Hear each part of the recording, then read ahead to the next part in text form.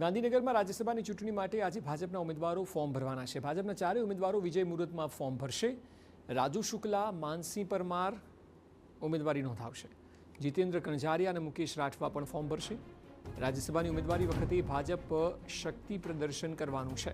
ઉમેદવારી વખતે ભાજપના ટોચના નેતાઓ અને ધારાસભ્યો હાજર રહેશે। ભાજપ પાસે પૂરતું સંખ્યાબળ હોવાથી ચારેય ઉમેદવારો બિનહરીફ થઈ શકે છે। તો ગાંધીનગરમાં પ્રદેશ ભાજપે બેઠક બોલાવી છે। રાજ્યસભાના ઉમેદવારી પત્ર ભરતા પહેલાની આ બેઠક છે। ધારાસભ્યો સાથે પક્ષની બેઠક થઈ રહી છે। ભાજપના પ્રદેશ અધ્યક્ષ, મંત્રીઓ, ધારાસભ્યો હાજર છે। પીએમ તરીકે નરેન્દ્ર મોદીના 12 વર્ષ પૂર્ણ થવાના ઉપલક્ષમાં ચર્ચા થઈ રહી છે। બેઠક બાદ ઉમેદવારો પોતાનું ઉમેદવારી પત્ર ભરશે।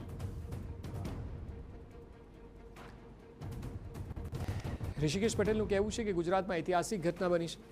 ગુજરાતમાં રાજ્યસભામાં તમામ સાંસદો ભાજપના હશે। કોંગ્રેસનો એક પણ સાંસદ નહીં હોય।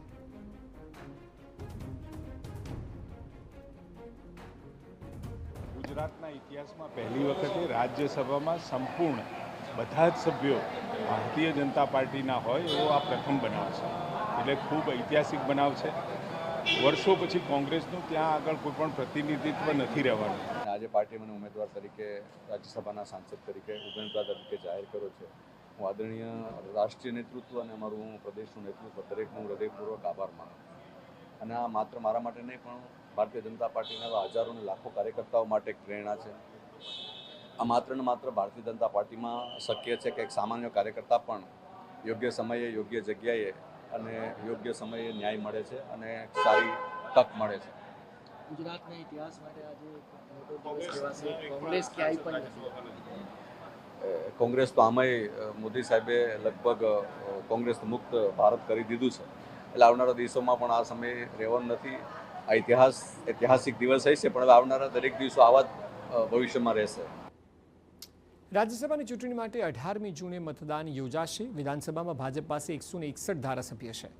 મજબૂત સંખ્યાબળ છે એટલે ચારે બેઠકો પર ભાજપનો વિજય તો નિશ્ચિત જ છે। બીજી તરફ કોંગ્રેસ પાસે માત્ર 12 ધારાસભ્યો હોવાથી ચૂંટણીનું ગણિત તેના પક્ષમાં નથી।